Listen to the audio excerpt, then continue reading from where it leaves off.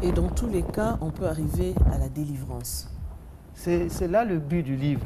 J'ai souvent vu des gens qui ont eu peur de toucher mon livre, de le lire, parce qu'ils pensent peut-être que j'emmène dans un monde, je ne sais pas, qui fait peur. Le but de mon livre, ce n'est pas de créer la panique. D'ailleurs, dans le livre, le but de mon livre, c'est de montrer aux chrétiens surtout que le Christ est plus fort que tout. Et donc, la délivrance est possible. Avec la personne de Jésus-Christ, nous sommes délivrés. Mais la délivrance, ce n'est pas une recette à effet automatique. Il y a tout un processus pour arriver à la délivrance de sorcellerie et de malédiction. Il faut suivre tout un processus. Et dans ce livre, j'essaie d'expliquer des stratégies pour arriver à la délivrance. Justement, pouvez-vous nous expliquer ce processus? Il y a les 7 prières guerrières pour la délivrance de la sorcellerie et des malédictions, page 215. Bien, la prière, vous avez vu que c'est là le dernier chapitre de mon livre. À la fin, j'ai proposé des prières. Mais ça ne veut pas dire que les prières que je propose sont la solution au problème de la sorcellerie. Non. Il s'agit ici là d'un moyen qui vient de se rajouter d'abord aux solutions. Les solutions que je proposais dans les livres, c'est de dire d'abord aux fidèles, aux chrétiens, que quand les gens se croient envoûtés, quand ils ont des difficultés, la première solution que les gens ont, ils se disent, il faut qu'ils consultent un exorciste. Et je dis que l'exorcisme ou la prière de délivrance en elle-même ou l'exorcisme en lui-même, n'est pas le seul remède au problème de malédiction ou de sorcellerie. La solution ne se trouve pas simplement dans la récitation de l'exorcisme. Pour le problème, la solution se trouve surtout dans la pratique des sacrements. La pratique des sacrements, vous avez le baptême, la confession, vous avez l'Eucharistie, et vous avez la prière personnelle qui n'est pas en soi un sacrement, mais un grand moyen pour vivre les sacrements. Donc ce n'est pas parce qu'on a fait des prières de délivrance, il y a même des gens qui vont dans certains groupes, des groupes superstitieux, des groupes qui font des mélanges, un syncrétisme entre le nom de Jésus et des pratiques traditionnelles. Combien de personnes n'ont-ils pas fait des bains, des incisions dans leur corps, on leur demande d'acheter de l'encens Saint-Michel, le parfum Saint-Michel, qui n'a rien à voir avec la délivrance. Ils font des bains dans ce groupe-là, ils pensent que ce sont là les moyens pour être délivrés des malédictions ou des blocages, pour avoir une attirance, pour avoir un homme. Non, dans mon livre, je dis, les moyens, ce ne sont pas ceux-là. Le démon n'a aucun pouvoir sur un chrétien qui se confesse. Au lieu d'abord de pointer du doigt le sorcier, n'oublions pas que les autres doigts vous regardent, qu'il faut voir d'abord ses propres péchés. Et comme il nous dit dans le livre d'Ésaïe, la main de Dieu n'est pas courte pour sauver, ce sont nos péchés qui nous cachent sa face. Il faut que le chrétien fasse un examen de conscience et se confesse de tous les péchés qu'il a commis. Une fois qu'il a confessé, le démon n'a aucun pouvoir sur cette âme qui est purifiée par la puissance du sang de Jésus, par l'absolution que lui donnera le prêtre. Ici, c'est dans le contexte des catholiques ou des orthodoxes, parce que les protestants n'ont pas le sacrement de la confession. Et puis, une fois qu'il s'est confessé, il faut que le chrétien ait l'habitude d'aller à la messe ou au culte quotidien pour recevoir Jésus qui est présent dans l'Eucharistie.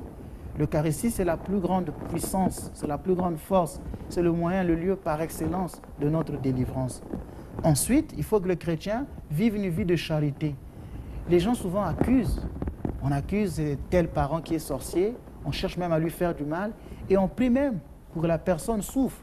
On peut se confesser, on peut aller à la messe, mais si dans le cœur de la personne il y a beaucoup de haine, sa prière ne peut pas monter devant Dieu. Comme je l'ai dit à la conclusion de mon livre, je disais qu'aucune prière ne peut monter devant le Seigneur si elle est adressée avec la haine dans le cœur. Il faut que la personne arrive jusqu'au pardon de la personne qui lui a fait du mal. Le sorcier, c'est aussi une victime. Certaines personnes pensent que mon livre a été écrit contre les sorciers. Non, je n'ai pas écrit contre les sorciers. J'ai écrit contre la sorcellerie, mais pas contre les sorciers, parce que le sorcier lui-même aussi est une victime. Quand je dis délivrance des victimes, eh bien la victime, c'est celle qui souffre, mais c'est aussi celle qui fait souffrir. Donc finalement, et le sorcier, et celle qui souffre, les deux sont que des victimes. Là, il faut que la personne arrive jusqu'à pardonner. Une fois qu'il y a ce pardon, les cieux lui sont ouverts. Et il doit rentrer dans un processus de prière. Et les prières que je propose, c'est comme le sommet un peu, après avoir fait toutes ces bases, confession, Eucharistie, baptême, pardon, et après il rentre dans cette prière. Et je voudrais rajouter que les prières que j'ai proposées, on les récite qu'à l'heure de minuit. Il faut 40 nuits de prière. Et dedans, je dis que quand vous allez commencer ces prières, vous allez vivre certains phénomènes qui vont se passer autour de vous. Des événements qui vont arriver, il y aura des réactions de la part du démon qui va essayer de réagir, mais il faudrait lutter pendant 40 nuits de prière et ensuite, vous sortirez là victorieux. Mais comment savoir que le démon agit? Par exemple, le démon, la prière fait toujours trembler le démon.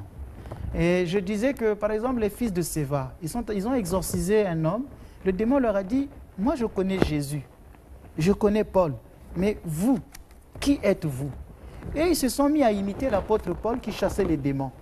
Ils ont eu des rituels d'exorcisme pour chasser les démons. Les gens pensent que le démon tremble parce qu'on a récité une prière d'exorcisme.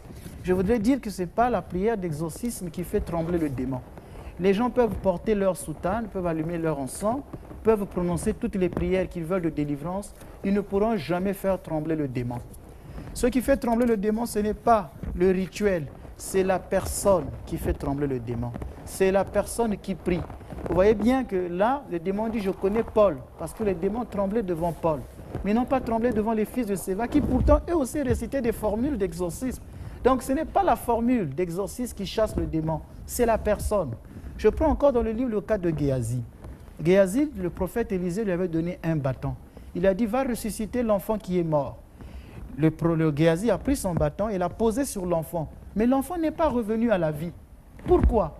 Géasi avait le bâton du prophète, mais il n'avait pas l'onction du prophète. Et il y a des gens aujourd'hui qui pensent qu'ils peuvent chasser le démon parce qu'ils ont brûlé de l'encens, ils ont utilisé de l'huile, ils se sont mis à prendre un exorcisme, ils ont acheté un livre d'exorcisme quelque part, exorcisme de Léon XIII, exorcisme de Saint-Tel, ils vont prononcer et que ce sera des effets automatiques. Non, le démon n'agit pas par rapport à ça, il agit par rapport à la personne qui prie. Est-ce qu'il a reçu l'autorité? C'est pourquoi dans le livre, je dis, pour recevoir cette autorité, il faut suivre certains processus. Pour exorciser, pour chasser un démon, on n'a pas toujours besoin des longues prières.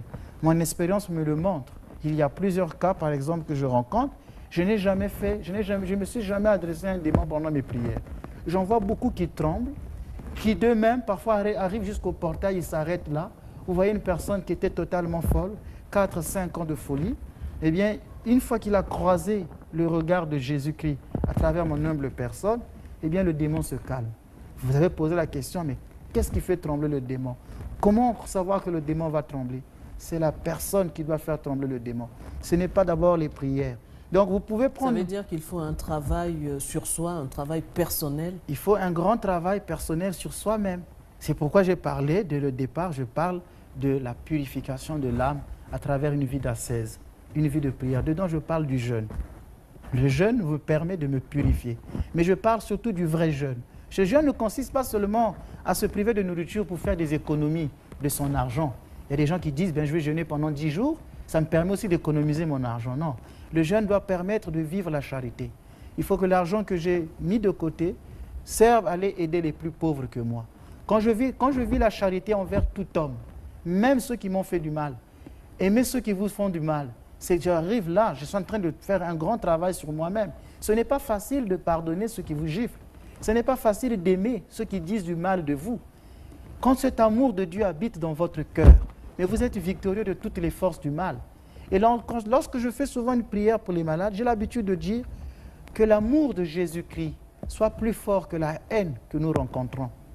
Quand on est habité par cet amour de Jésus-Christ, eh bien on a un pouvoir sur Satan, parce que Satan est ontologiquement un être haineux.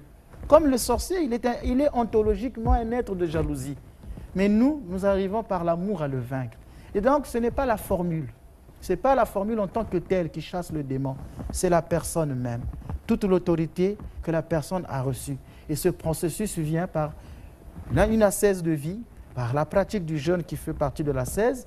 Il y a la pratique des sacrements et il y a cette habitation, cet Esprit Saint qui vient habiter en nous, mais avec l'amour de Dieu en nous. Comme dit l'apôtre Paul, l'Esprit de Dieu a été répandu dans nos cœurs par l'amour de Dieu qui habite en nous. Donc, il faut que la personne arrive à vivre cette charité.